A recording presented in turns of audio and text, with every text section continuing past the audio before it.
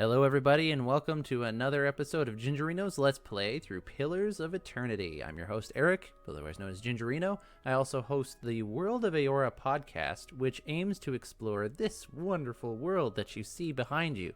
Well, actually, this area behind you is known as the White March, which, you can see here. This is what the DLC is named after. Anyways, the World of Eora is the fantasy setting for the Pillars of Eternity games, as well as Obsidian's upcoming game. I thought I would say it right here. Upcoming game, Avowed.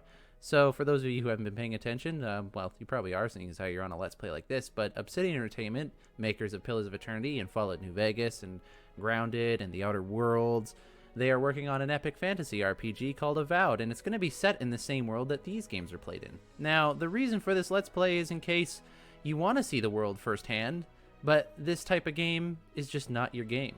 You don't want to play it, but you want to see the world. So here I am playing it for you so that you can check it out. And that's what we're going to be doing. A little heads up, as I play the game, there'll be a little scroll that might pop up in the top right screen here that is just developer commentary. I don't know if they will say anything that is super spoilery for this game or potentially the next. I guess it would be just for this game. Not that you might care about spoilers since you're watching a Let's Play, but maybe you want to see it done in the proper order. So if you see that pop up and you're not sure you want to hear it, just scroll ahead on your little dial at the bottom there and until you see that that's gone. All right, anyways, let's get into it. All right, welcome to episode 9. We are sitting here in the, what do they call this place again? The Hadret House. We had just finished talking to Lady Webb here, because she asked us to keep her informed about this secret organization known as the Leaden Key. The reason that we're learning about the Leaden Key is because my dude here, this guy with his head on fire, he has had his soul awakened, which essentially means he's remembering his past lives. This is cool and all that because he can remember some of his past lives, or at least those personalities are coming to the forefront of his mind. The bad side is it's going to slowly drive him insane, and he will not be able to function at a certain point. So we need to get this resolved as quickly as he can. And he figured the best way of doing that is to... One second. Hey. The best way to do that is to find the man who is responsible for awakening his soul. And we discovered that he actually works for, and in fact leads, the Leaden Key, the secret organization. So with Lady Webb's help, we'll be able to pursue him a little more, since she seems to know quite a lot.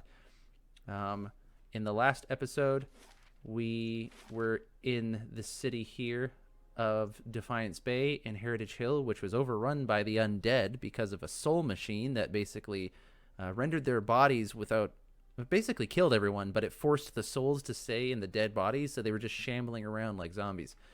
So we dealt with that, which gave us information that we gave to Lady Webb, and so now here we are going to start our day. Now, I like to start each episode off by going to the Cyclopedia and looking at some of the lore of either the official lore here, or maybe something about the deities, or maybe something about the bestiaries. And actually, we did spend quite a lot of time fighting off certain enemies. Which ones we have? It was the ghouls. We saw a lot of these while we were in Heritage Hill. And so let's take a look at this beast here, this ghoul, and let's learn where they come from, because Obsidian actually usually gives pretty good descriptions of lore of where these things come from. This is all the gamey stuff here of like how strong it is, how fast it is, and how perceptive it is, and all that kind of stuff, which is good if you're going to be playing on hard mode or Path of the Damned mode, because you really got to pay attention to how you build your party and who it is you're fighting. So this is a ghoul here, and this is what Obsidian wrote for ghouls lore. It is generally understood that ghouls retain enough cunning to make dangerous hunters and adversaries, but not enough to be concerned about their rapid deterioration. Like dargles, they are drawn to secluded environments, though some gravitate towards cemeteries in search of readily available flesh. The meat of a dead kith satisfies some of the ghouls' hunger, but it does little to sate their need for soul essence. Inhabiting a graveyard may actually hasten a ghoul's decay, as it reduces their incentive to seek out living sources of food. Now, my understanding of that is that a ghoul is kind of like an undead. It's like this decaying creature that the body has died. Or was it? Is it the body is alive and the soul left, or that the body has died and the soul is still there? Either way, in order to not fully die, to not completely deteriorate away, they need to have what's called essence, soul essence. Essence with a capital E is the stuff that your soul is made of. So they need to consume essence in order to keep their soul satiated so they can stay alive. And, well, one of the best ways to do that is to actually just eat the flesh of the living. Because that, I don't know if it's like infused with essence necessarily, or if it's just that they happen to be, as their body feasts on a physical body, their soul also feasts on the ethereal body. Maybe that's how it works. But anyways, that's how it works. These gulls have the nasty for themselves habit of staying in a graveyard where there is not a lot of actual essence around, and so they end up decaying faster because they think they're eating food, but they're not, right?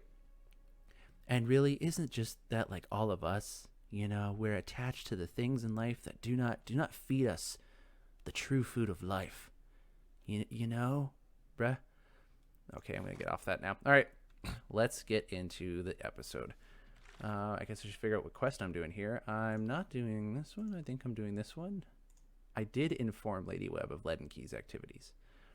So I need to let her know about something new. Let's see if there's anything here. Ask me, keep her informed. I tell you, and after Leaden comes back to blah, blah, blah. Cool. So I should probably work on this one. This quest will probably give me more information to fulfill this quest. So I need to travel to Dyrford Village. Because when I infiltrated the Leaden Key, I met an acolyte who gave me a vision. It showed me mysterious ruins somewhere outside of Dyrford, and that it sent operatives to find the site. So I'm going to travel there as well. Now, Dyrford Village, I believe, it's over here. So I'm over here in Brackenberry. I need to leave Defiance Bay, cross the bridge, go through Woodend Plains, and follow this path all the way to Dyrford Village. So let's get on the way.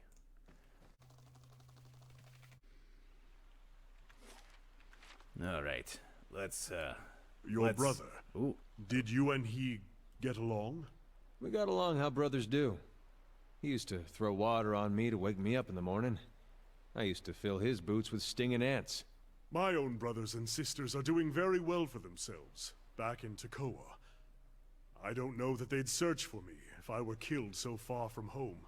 Brothers can be funny. I bet you'd be surprised how far they'd go. Ooh, a little bit of exposition on his character there. I love the little back and forth they do. Let's see if we can make this go a lot faster. You know what? It would actually be faster if I went over here. Go.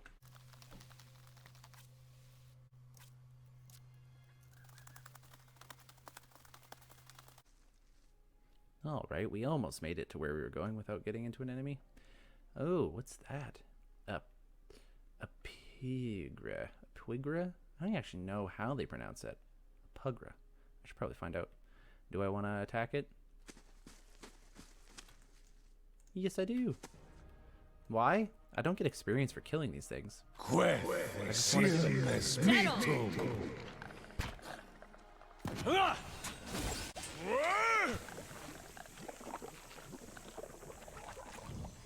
Oh, the benefits of playing on storytime mode. Everything is a lot easier. Awakened wood? That sounds like a... Well, you can make several inappropriate jokes about that, and maybe one day I will. All right. This regular chunk of wood seems to hold a trace of life within it. Cool. Thanks for telling me that.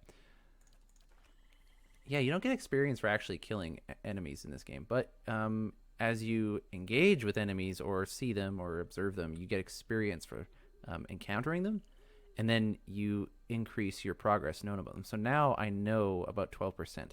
You know how earlier we were taking a look at the gulls?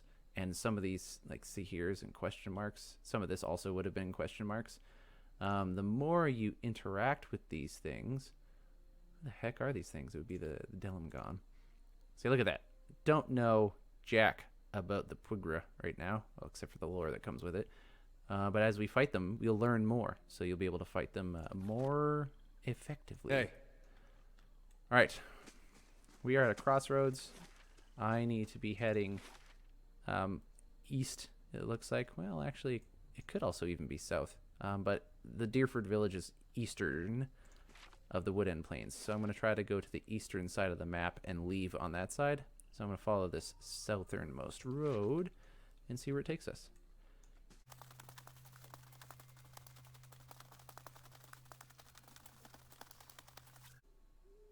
I can't get to Dyrford Village, but I can get to Stormwall Gorge and then go to Dyrford Village from there. Alright. It will take you 2 hours to complete your journey. Accept. Here we are in Stormwall Gorge. Here we are in Stormwall Gorge. It's a deer. Legit jumpy. Okay, I want to get to the east side again, so let's do that.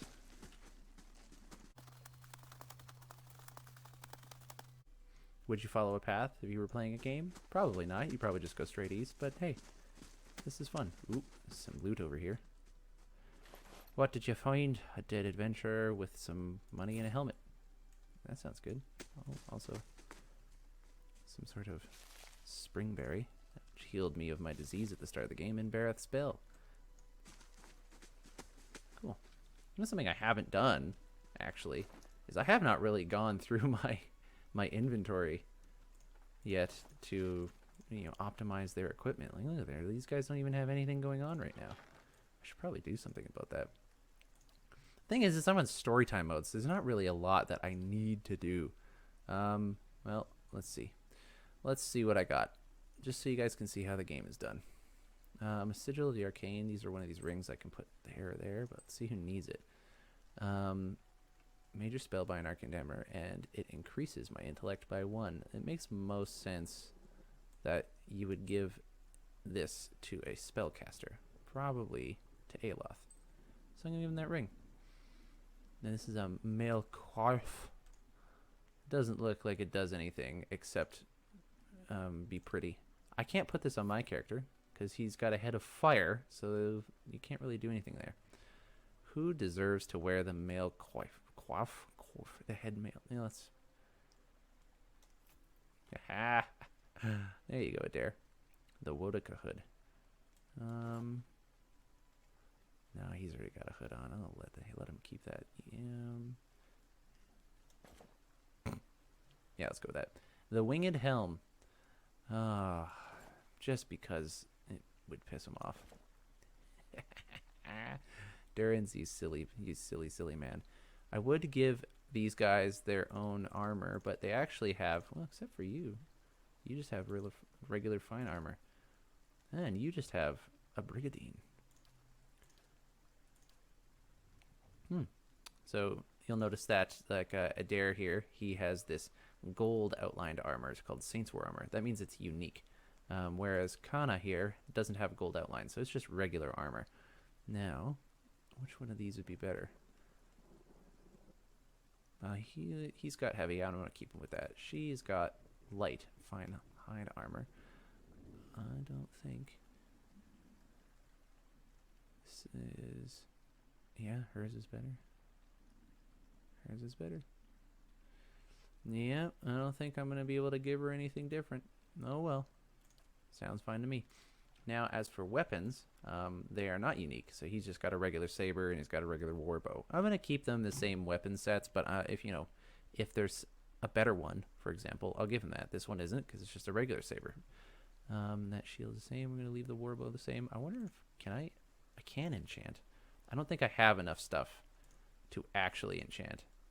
Yeah, I need more materials if I'm going to do some of this stuff, as well as money, because apparently that's how you do stuff. I can increase his dexterity, though. Is that what I want with him? I don't know. Cool. Well, I'm not really having any issues with combat right now, so let's not bog down the Let's Play with some minutia of inventory management. Not that that's not fun. I think a lot of people who play these games enjoy that, which might be why some people watching this are watching this. Well, what a relatively uninteresting walk through Stormwall Gorge. Oh well. There's some stuff in Stormwall Gorge, by the way. Stuff that, if you explored, you would find, and it would whatever be... happens, at least we're out of that mud hole, Gilded Vale. I grew up in Gilded Vale. Quaint. That's what I meant to call it. No, you had it right. This is just Matthew Mercer talking to himself. How rude, they interrupted me. Anyways, yeah, if you end up deciding you want to play this game, there is more to be found here that you have access to right away. But I'm not going to tell you what it is. Well, you know, not mostly because it's not super world related, so you don't need to have it. How long do we gotta stand out here? I don't know. What is it I'm doing here? I saw my quest update.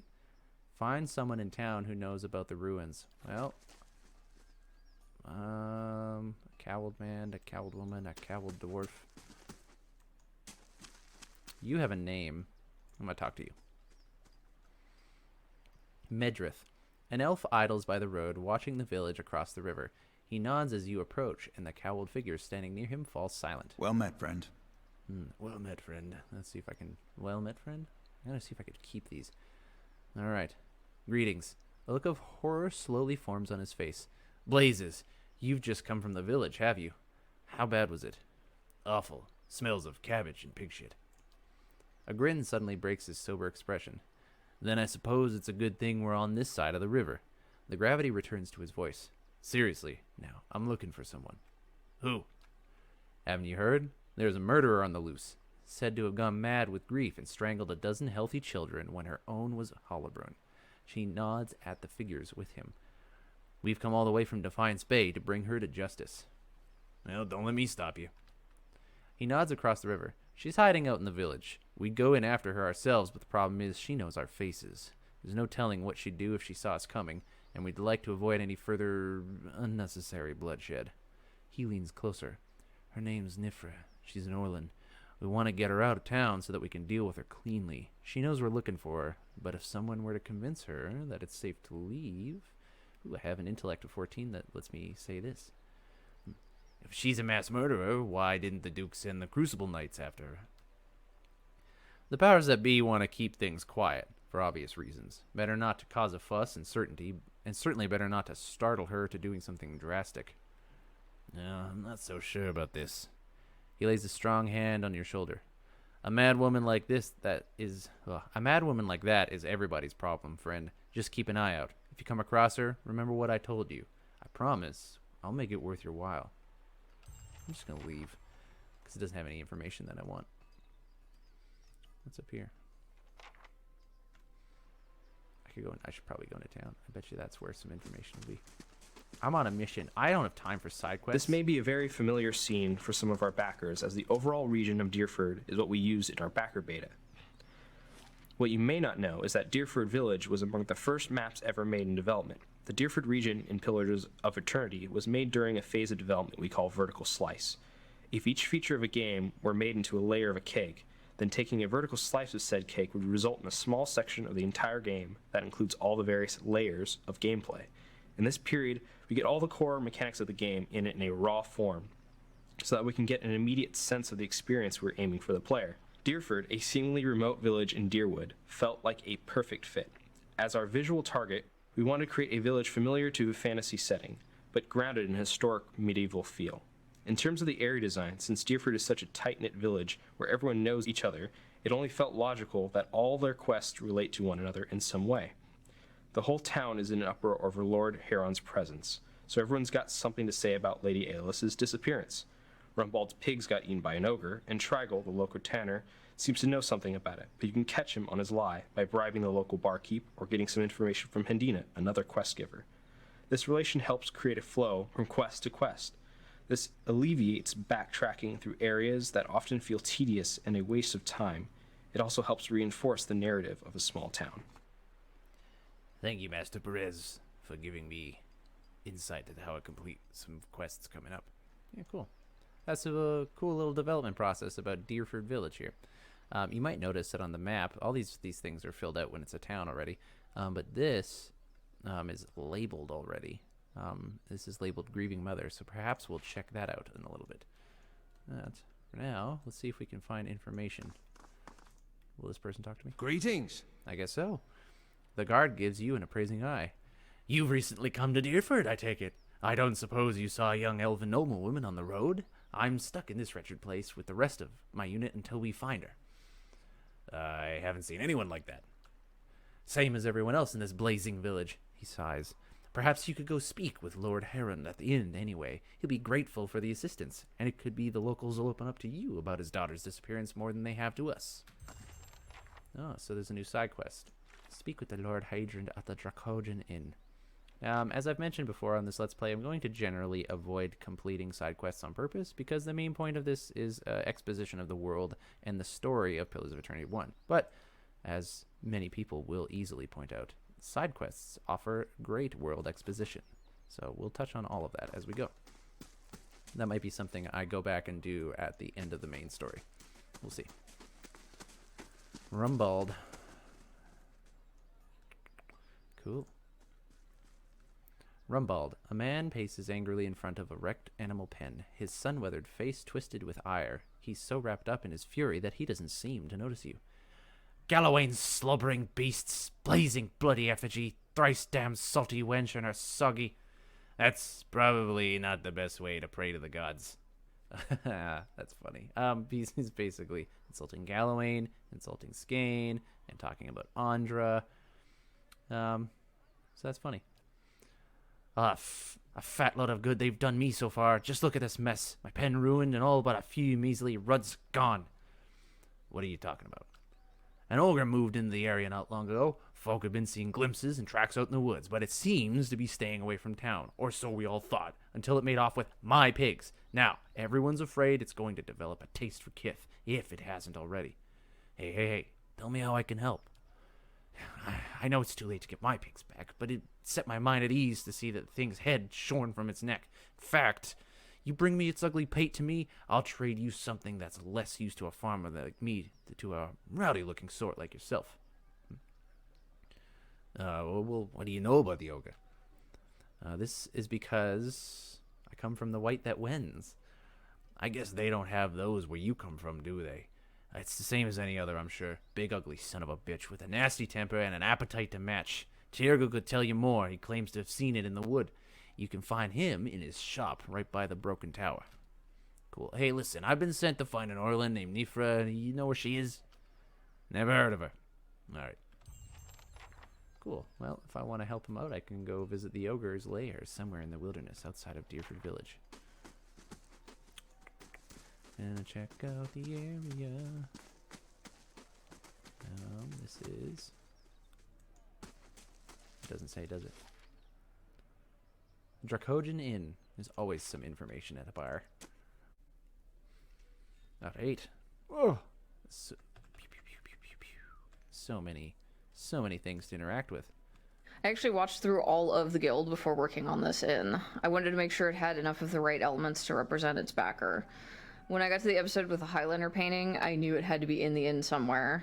The table locations with the banners next to them are also a nod to the episode where the Knights of Good are sent to the back of the line outside of a game store. In this inn, they get the table in the back as represented by their banner on the wall. What? I did not know that. What do we got? What's this? The purchasing a man and a woman dressed in... Oh, you know what? There's no way I'm going to be able to read that before it goes away. Man and woman dressed in a deer garb that would have been in style century ago. The heavy frame is better than complete ones.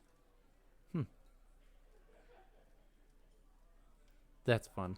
I did not know that they were the backers for this. Cool. Look, the more you know. All right, you have a name. I'm going to talk to you. Hello. Hello. A redhead stands by the fire, tuning her lute and plucking its strings. She hums snatches of a melody as she goes. Sorry, a dirty joke popped in my head. First time at Dracogen? Normally I have a song ready, but I haven't quite worked out this tune yet. I'm writing some chants about the founding of this inn. Say, you interested in the story? I haven't finished the chants, but I could tell you about it all the same. Sure, let's have it.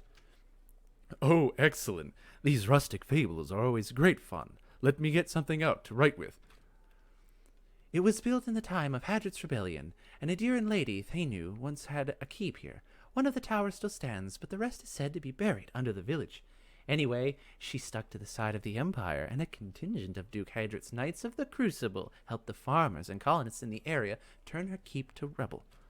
This inn was the first building that sprang up from the ruin, built with some of the same bricks that the colonists had pulled from the Lady Thanu's castle, they say. Supposedly, the quarterstaff of our chief wizard even got lost in the construction, mortared into a wall or nailed under a floorboard. Anyway, the inn was supposed to be a haven and meeting place while the locals built their town. Go on. Dyrwoodens are an ornery lot, and the more these neighbors met, the more they argued. They realized they didn't agree on much, besides ousting the old lord. The biggest divide was over the Glanfadhans and the nearby ruins. Hadrit's knights and their supporters wanted to keep the peace, but a group of misfits with more anarchic leanings that had formed in town wanted to go after the tribes the same way they'd gone after their lord. Soon, the villagers were fighting with each other, and as much as the Adirans. There's so much going on here. I don't know what to explain first. But I'm going to keep going. Maybe I'll go back through it. In the end, memories of the Broken Stone War and the War of Black Trees were fresh enough that the Duke's soldiers won the day. Most of the other villagers came around eventually, but some of the core troublemakers left to join the front lines of the War of Defiance, and others, I've heard, found their way into the Gilded Compass, the most forward-looking of the Glanfadhan tribes. I don't know if I believe that part myself, but it makes a good story. She points to the east wall. There's a portrait of one of the chief rabble-rousers and his rival in the peacekeeping faction. Someone's idea of a joke. I don't think they were particularly amused. Oh, and look at that. I can ask questions here, and they'll tell me about the lore. Oh, cool.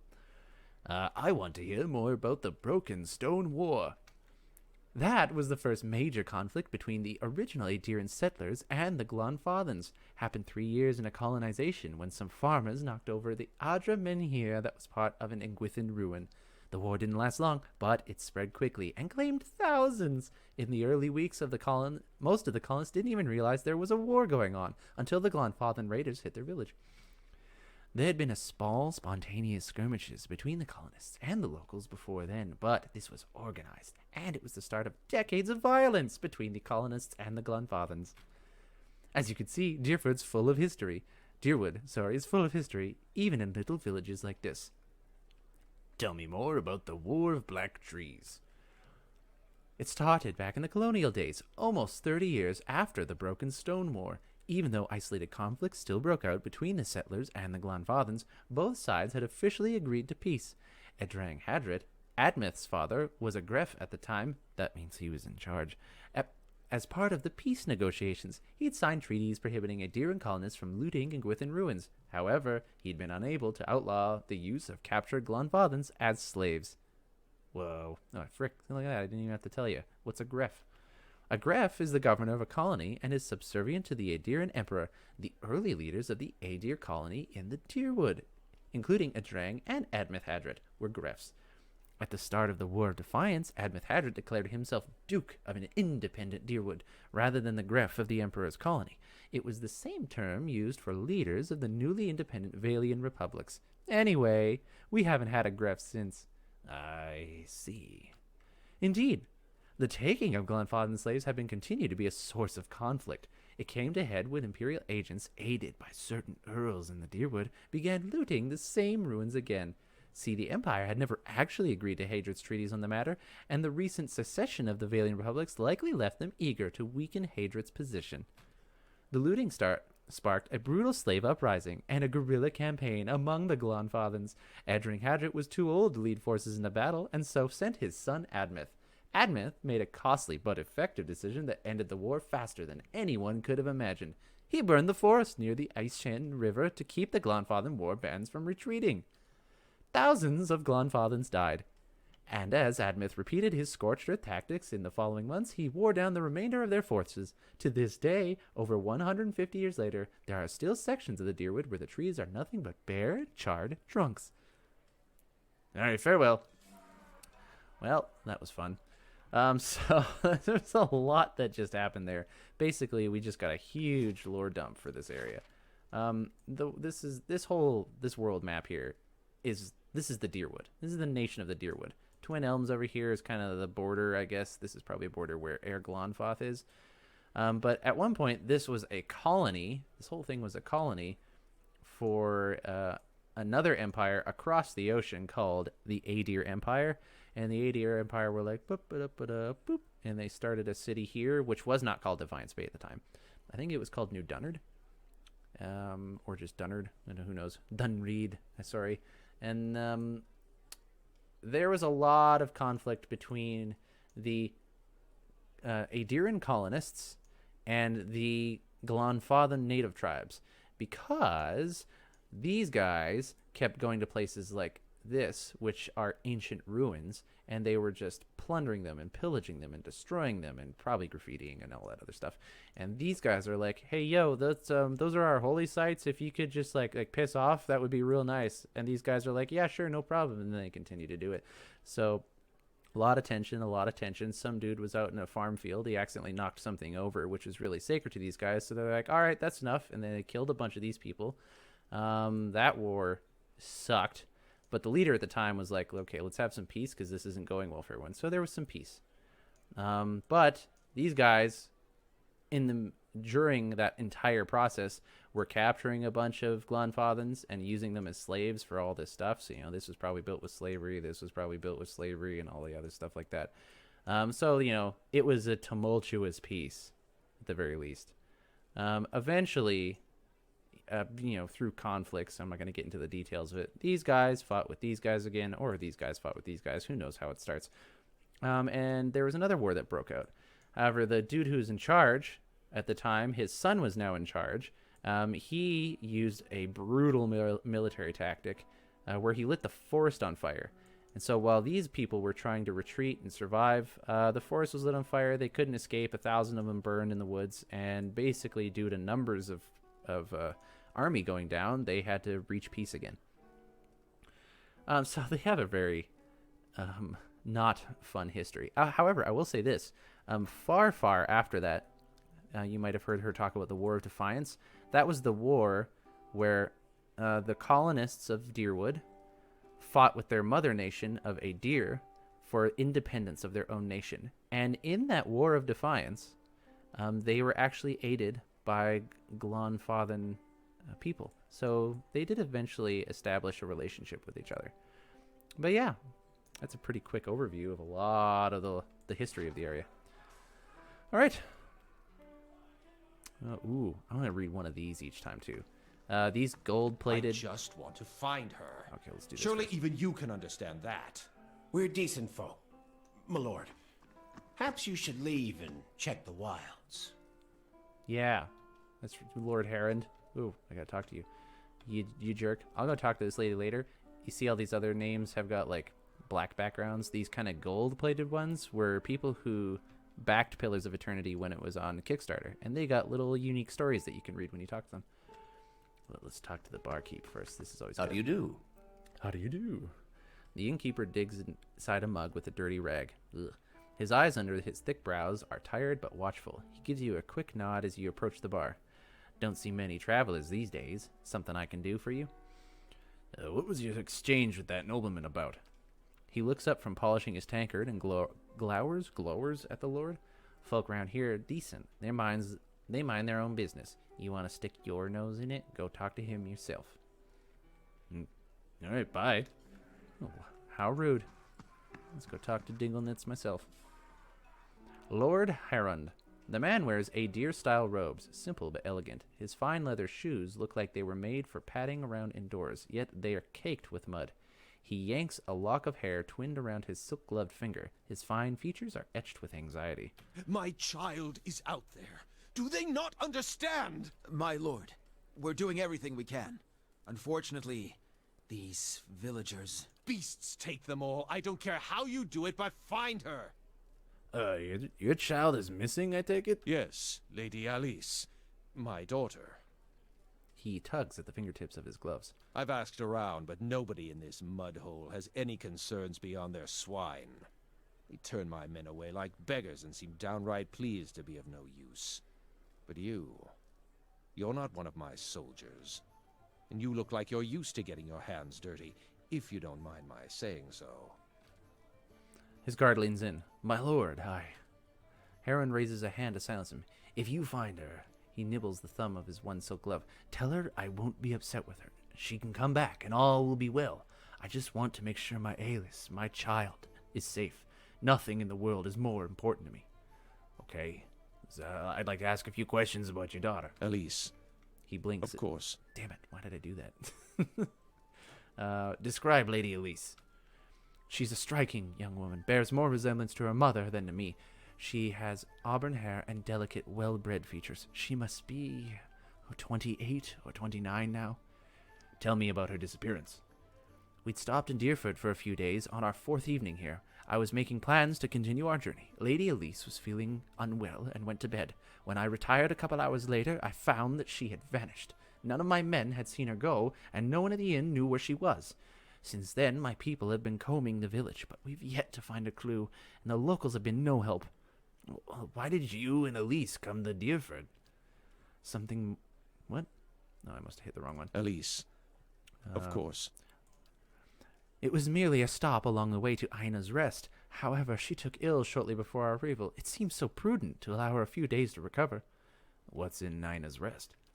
He frowns as if about to protest, but he gives in with a sigh. Lady Elise has reached an age where it is prudent for her to marry. Given this legacy business, I can't let her fertile years slip by, nor do I want her womb to fester in the presence of so many hollowborn. Intellect 14. It seems there would be more potential suitors in New Haelmar or New Yarma. You think I haven't considered that? Arranging a suitable match is difficult. The best prospects for my child lay in Ina's Rest. Well, where's the rest of your family? Surely they wouldn't want to miss your daughter's betrothal. Lady Herund is ill-suited for travel, I'm afraid, and unfortunately, Alis has few other close relatives. My sister and her husband, Elise's aunt and uncle, of course, have been visiting Adir these past months. He rubs his knuckles. And as for siblings, Alis has none. My wife has only given birth to Hollowborn, since Elise, that is. I see. Okay, but going back to your daughter. Never mind.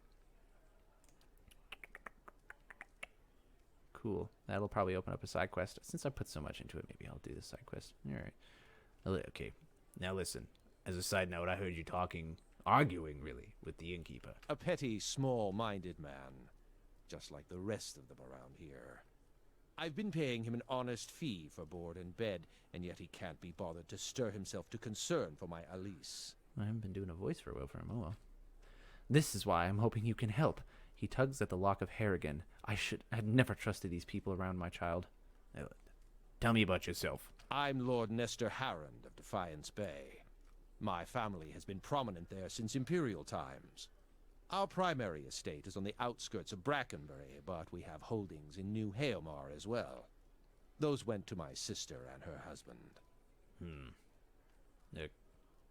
Goodbye? I don't want to say goodbye to him. Yes. I do. Have you news of Elise? No. Cool. Okay, maybe I'll do this side quest. Maybe. Just because I've already put so much into it. Cool. Maybe we'll learn something useful by asking around. Well, I'm already going to be asking around anyways. I may as well check in with people. Let's see. What is... I already chatted with Dengler, but he hasn't told me much. Hey, can you tell me more about Lord Heron's daughter? He frowns and shrugs. His lordship says she up and went missing the other day. He wipes the tankard with his ragged towel, twisting it with swift, jerking motions. I don't know any more than that. However, these lording bastards handle their affairs. Ain't no business of mine. Ooh, I could display my coin pouch. Perhaps you could make it your business? He scowls at you. Put them coppers away. My pay comes from an honest day's work. Enough for me and should be enough for anyone. But you're just like that lord, rattling your purse like it's fit to buy the leave of gods and kith. What did you mean about Lord Heron and buying the leave of gods and kith? He shakes his head.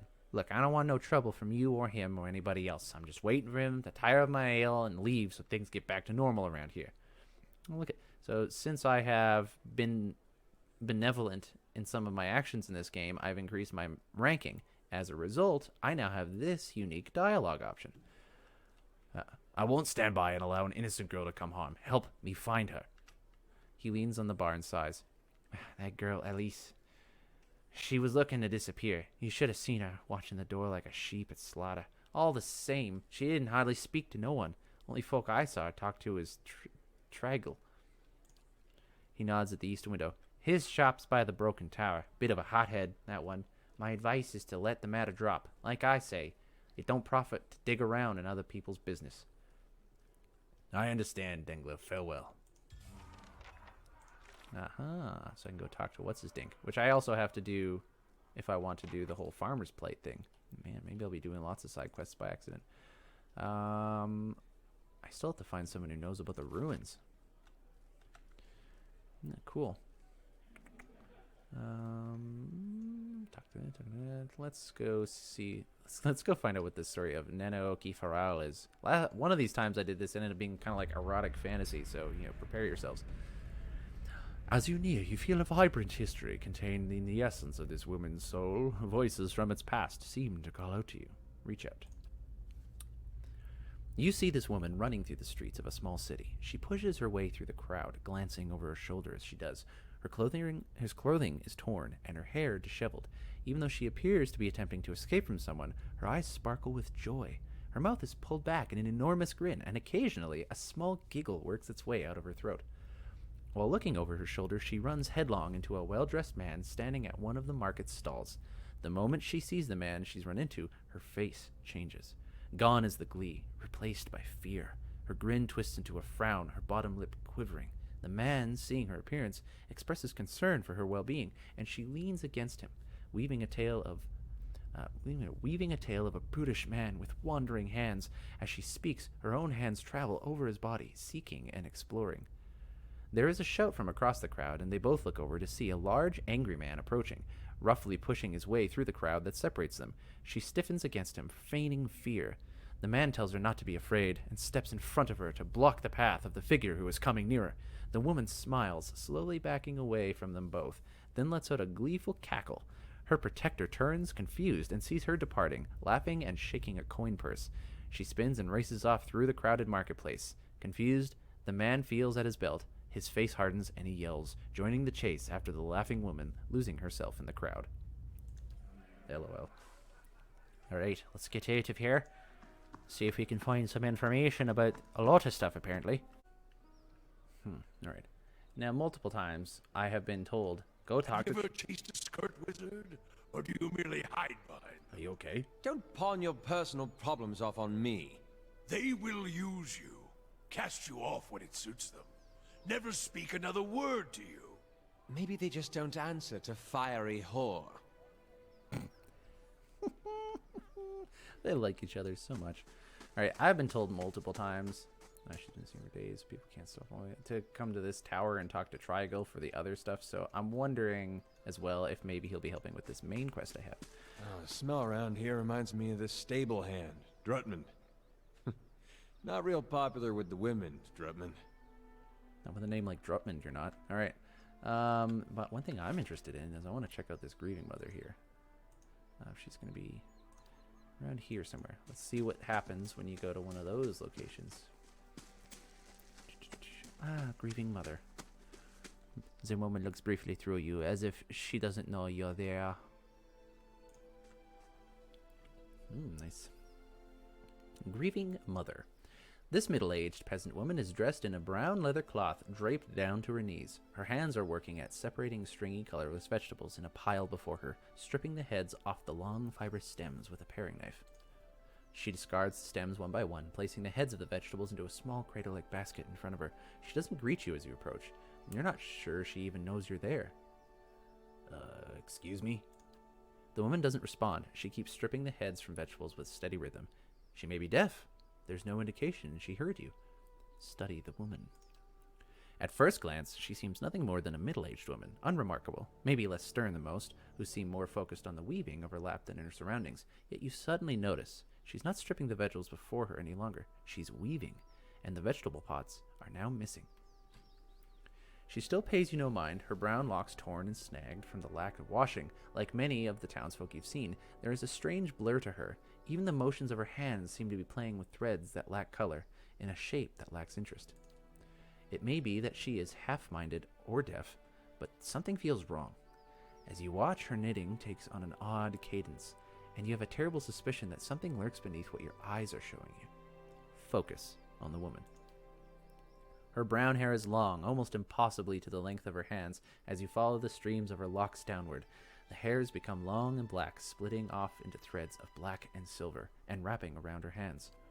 She is forming a soul cradle with the threads, braiding a net in front of you, each finger long and sharp like a series of knitting needles, almost hypnotic. The silver and black strands of her hair weave together, with silver predominating as the highlight, and black shadowing it. And suddenly, you are calm. You are on a plateau, almost the height of a tower, several stories high. The plateau is like a table lying beneath a clear sky, and beneath the plateau, surrounding it in all directions, a forest, hazy with mist, although whether it is actual mist or distances or a recollection. Resting in the curve of a natural arc above you is a great copper bell, half again the size of a man, hanging at attention as if looking down on you, an event folding before you. The plateau has soaked in the sun, and the rock beneath you is rough and warm. The sky forms a cradle around you. You feel different. Not disembodied, but you feel your body. Your physical contours have changed along with the surroundings. And you hear a soft series of chimes, like wind chimes. At the sound, the scene gains color and texture, as if the sound is beckoning you gently forth, filling your senses and thoughts like mist roiling softly into sealed chamber. And I think if you listen carefully, you can actually hear the chimes. Or bells. I don't know. Focus on the chimes. Oh, did you hear it? The chime coaxes you deeper into the memory, and you're certain it is a memory, a warm one.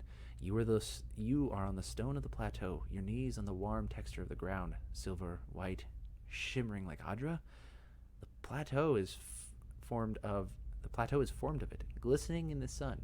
You can feel the heat on your skin, your wrists, and your hands. Your hands are in motion, weaving, not thread, but gathering, tenderly moving along the first movements of Berith's wheel, which is the name given to the cycle of reincarnation in this world. Your hands are wet. Your hands are upon the flesh of a newborn child, and you can feel the crowning of a tiny head turning in your grip, its head slick, wet from the womb.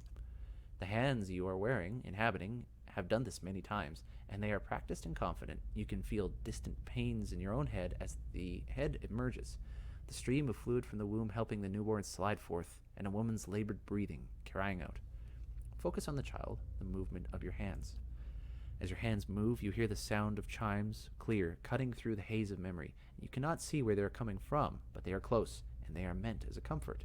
Of that you are certain. Draw the child forth. And coaxed by your hands, every movement causes the chimes to sound again, almost eagerly. The child comes forth, and as it does, your hands are in motion, weaving, moving along the length of a soft, wet rope. No, an umbilical cord from the legs of the naked woman before you. You are holding a small child, still wet from the womb before you. The child cries out, its cry full of life, full of soul, the ringing of chimes echoing in its thoughts, filling it with its welcome. The soul is blurred at the edges, as if you are viewing a soul from within a soul. But it is there. It is alive. The woman before you is weeping, and at her first cry, her hand reach out for it. Surrender the child. You surrender the child to her, something you have done many times before. And as your hands move, the chimes echo the movement, and you realize the chimes are hanging from cords on your wrist, and where once they echoed in the memory, they are now echoing in the child's mind as well. The chimes are intended to welcome the child, to be its first gentle greeting into the world, a soothing sound guided by the tender motions of your wrists. You are helping to weave its thoughts, its perceptions, and the experience. The experience. The woman laughs with ragged joy, laughing from a parched throat. Her emotions seem soothed, but the physical demands of labor have left her exhausted. But the child is here. The child is safe. And all atop the plateau is peaceful, calm, distant, flattening out as the memory persists. Slowly pull back, retreat from the memory. With effort, the scene bleeds of color, and your mind becomes your own again. There is no pull, no anchor, yet the sound of the chimes remain, as they existed in the memory. They sound here as well, and they are hanging from the woven braids on the wrist of the woman before you. Even as your head is spinning from the touch of her mind, the sounds of the chimes on her wrist is sharp and clear, as if coaxing you back to the real world. The woman still sits before you, but she is nothing like what you first saw. She is wearing black, shredded garments that drape over her form like streamers. Her hair is streaks of black and run through with silver. Her age is almost impossible to tell. She simply feels old, like a crumbled watchtower. As she lifts her head to face you, you see that her hair is draped across the front of her face like a veil. What you first saw of her was a mental glamour of some sort, unconscious, and you realize what you see is not what the world sees, and you are perhaps the first to see her true self. Still, you don't sense a threat in the realization. If anything, you feel a sense of relief from the figure. You can hear her thoughts, and she is glad at last to be seen. Who are you? I am seen, but the eyes of others do not remember. You were the first to see me as I am, the call stripped aside. There is a light touch in your mind, a caress, and her left hand mirrors the motion of the touch, reaching up to the air between you. You hear the chime on her wrist sound softly. Her hand moves as if pantomiming, resting on your cheek at a distance, and she speaks softly and slowly. Your memories. A cadence of wheels on a caravan track. Fever. Questions by running water. Violence in a night's campfire. Arrows in the dark. And fleeing. Falling rock and cracking stone. And a storm. The storm. The storm that brushed you. Did its screaming wake you from your mind's cradle? Your memory of it is painful. Its cry is difficult to ignore. It's like a child. Many children crying out. I encountered a Biowick, yes, and it did something to me. Her hand withdraws shyly, the chimes sounding softly once again. The woman stands uncertainly, as if she's been sitting for some time, or is too weak to bear her own weight. You notice her cheekbones are tight, her face gaunt, and while her stance is weak, it seems to be determined to stand before you. You are able to see me. It is almost a question. You suddenly realize she doesn't seem to know what you saw when you looked at her, the image on the plateau. Yet the image was so clear and so sharp, you're surprised she didn't feel you there. To see me is a rare gift. Well, apparently a watcher's gift. Apparently she's got a speech impediment there. I've never been able to do that with a living person, except with you. So many questions, thoughts, whirling like storm winds. That storm still roars through you, deep beneath your thoughts, yet muted and secret, like an underground river. I cannot tell if it is carving new channels, or eroding what keeps your true strength buried. The fact that you could hear it at all, survive it, is something few have ever done. Your power will grow stronger with each soul you touch, as it allowed you to reach out to mine. There is a silence, and although it seems to last for a bit, but a heartbeat, in your thoughts it stretches out between the two of you, like a pull between your minds. You blink, take a breath, and then you realize she wants to ask you a question, yet can't form the words, as if assembling them is painful, or there's simply not enough pieces. Assemble the thoughts. Do you wish to travel with me? You feel a wave of fear, gusted with a strength of relief, although oddly her expression does not change. Then fear dissipates, and you feel strength and certainty, as if the plateau from her memory lies beneath you, and a calm sky looks down upon you. Boom! We have gained Grieving Mother as a recruit. You'll notice down below there that says she's a Cipher level 4, available for hire. And these are the people that are currently in my party. Now I can get rid of one of these for her, and then I can always change things around later. I think... Yeah, let's... Farewell. Let's get rid of Sagani for... No, Ready, Watcher. I don't. I like her side quest. But probably resolve. Pretty normally. Yeah. Well, farewell. For now. I might switch them back later. Cool. So her side quest, Dream and Memory, I have to learn of the Grieving Mother's past. One interesting thing about the Grieving Mother...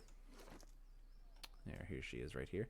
And you learn this as you play the game with her, and I'll let you guys discover this for yourself if you get into the game, or if I actually get into all the side quests with different characters.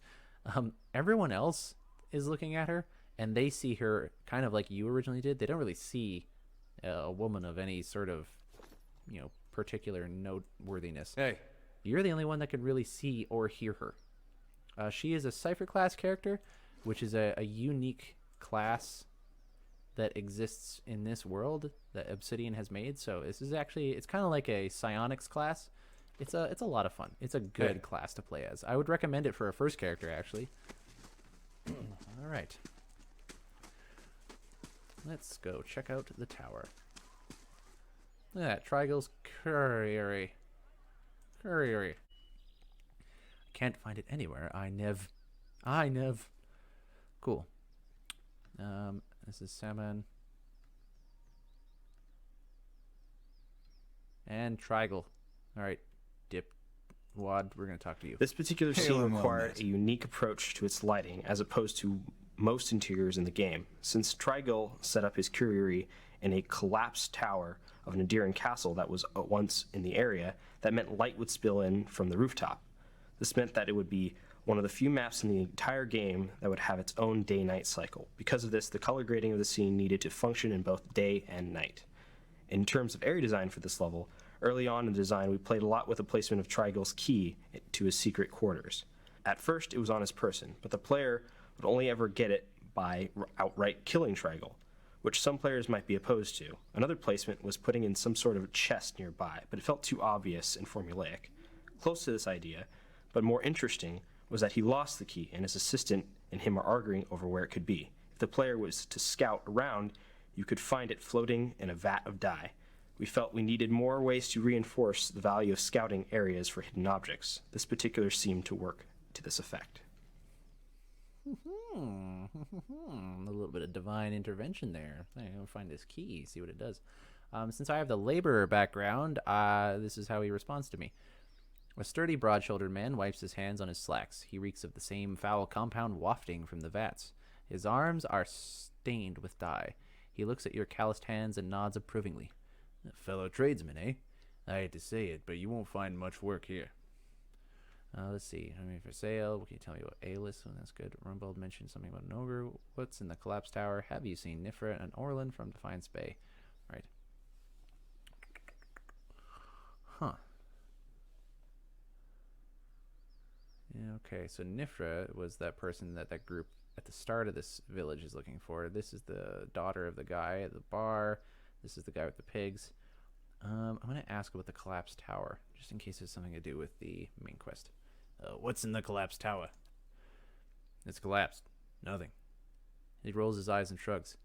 A few hides on stretching racks and the tallow stench Dengler are always grumbling about. The rest of the keep's dust, just like the fool Lady Thanyu who tried to hold it. There's a bard at the inn who'll tell you the whole blazing story if you want to hear it. He wipes a splotch of dye from his elbow with his shirt tail. Something else you need? Rumbald mentioned something about an ogre? He's hardly talked about anything else since those pigs of his went missing. Whole town's been worried about that monster.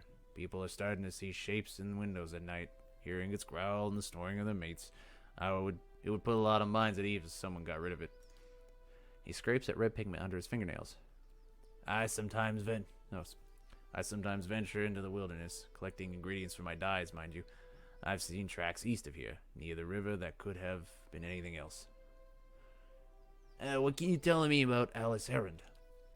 Only that her father's men have been banging down doors and stirring up trouble looking for her. I never met her, myself. That's strange. Dengler told me you two were acquainted.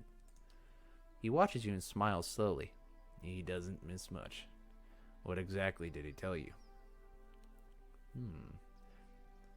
Let's see. Just that the two of you were acquainted.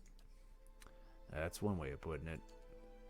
Their fathers dragged her out here to get hitched to someone backwoods noble. She wanted an escape, alright? And I was happy to give it to her. We snuck across the river a few nights ago for some private time. Come to find out, we weren't exactly alone. An ogre taller than Winfrith's tails sprung out of the forest, and we were so lost in the heat of the moment, we didn't notice until it was upon us.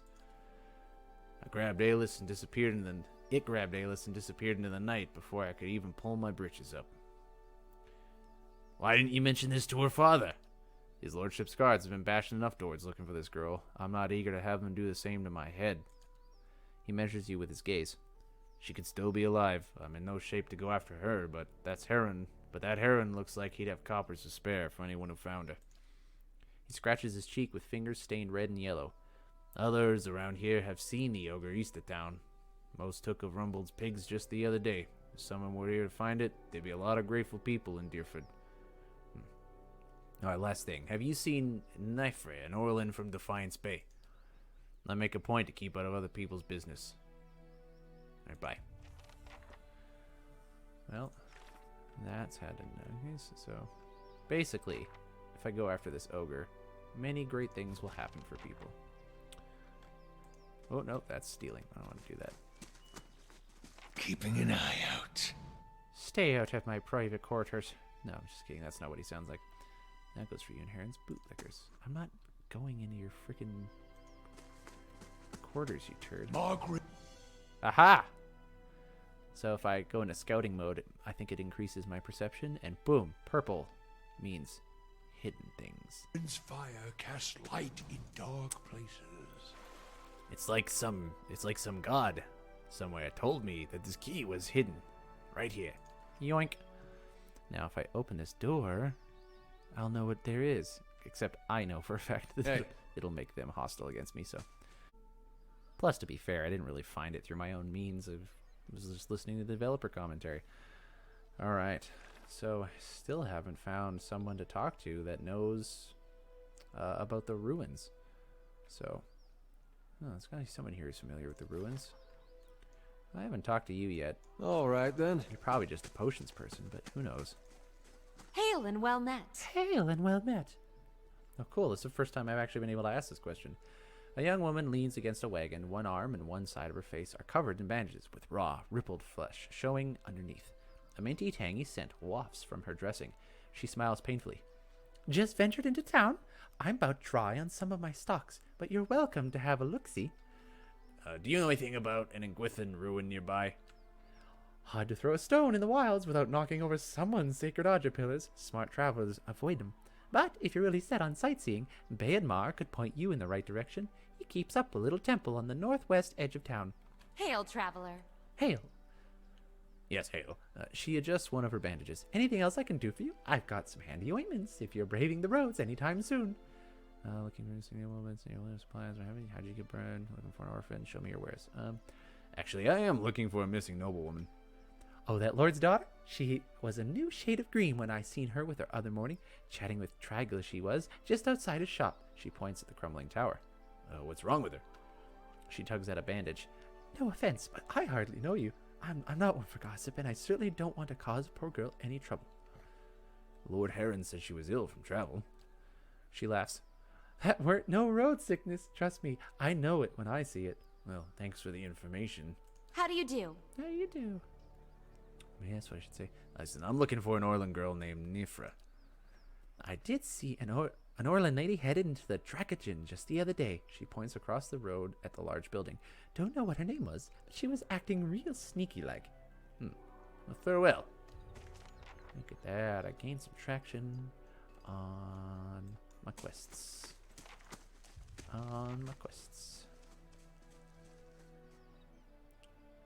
Oh yeah, it's where the pet used to be. Ooh. Cool. All right. Well, been at this for a while. Let's see here. Yeah. Okay.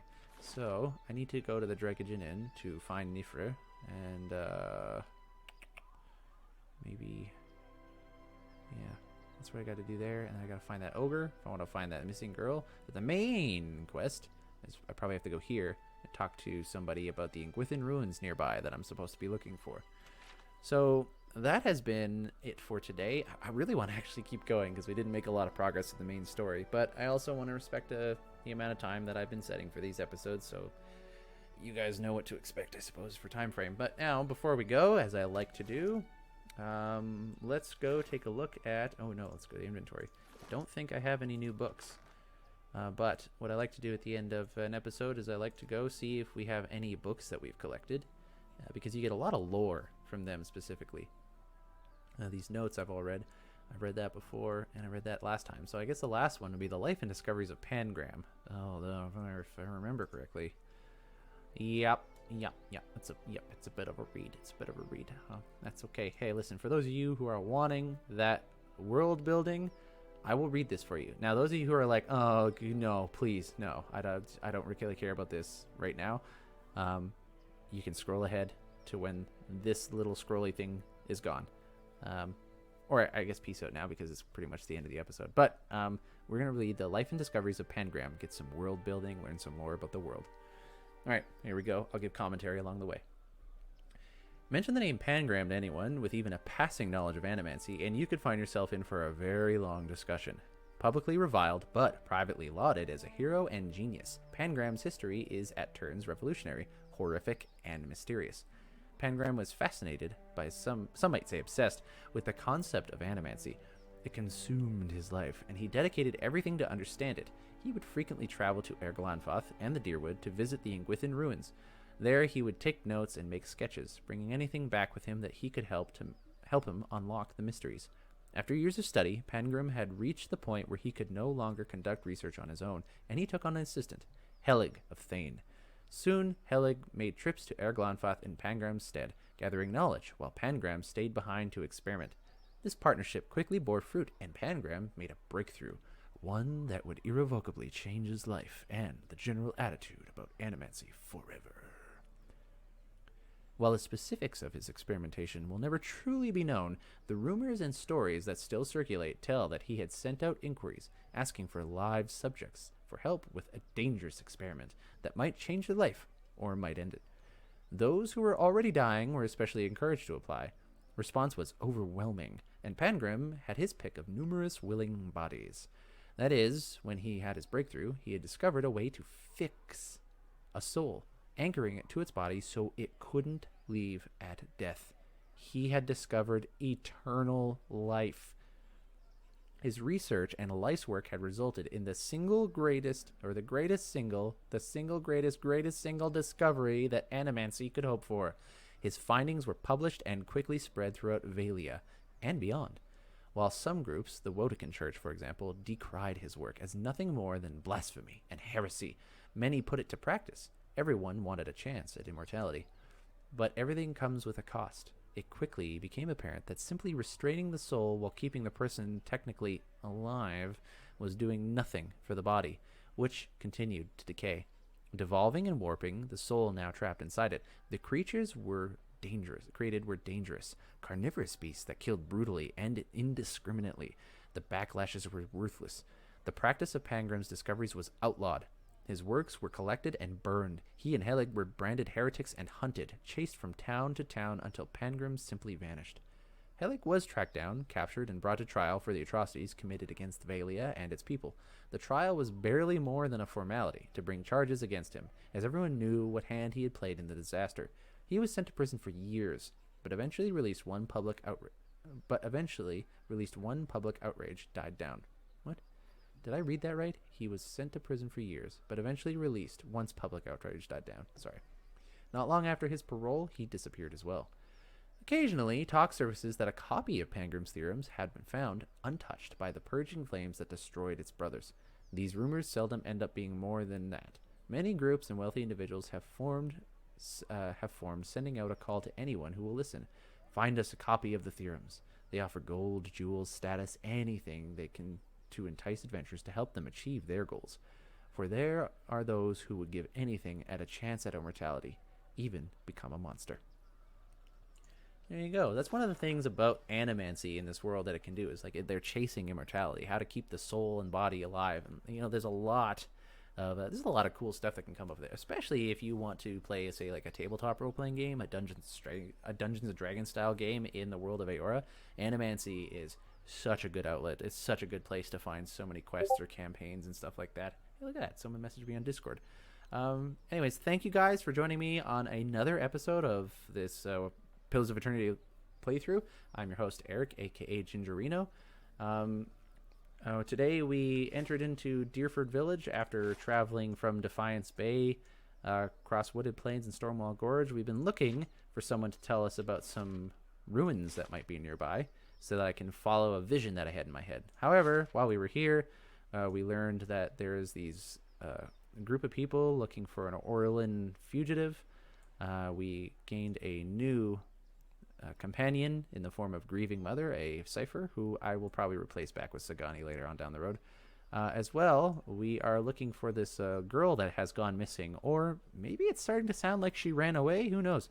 So yeah, join me next time as we look into all of these. I know I said I'm not going to do side quests, but I think given how much effort I put into it today, I don't want to dishonor the time that you guys have put into it as well. Also, I do want to do a couple side quests because I really enjoy it. Thank you guys, and I will see you on the next episode.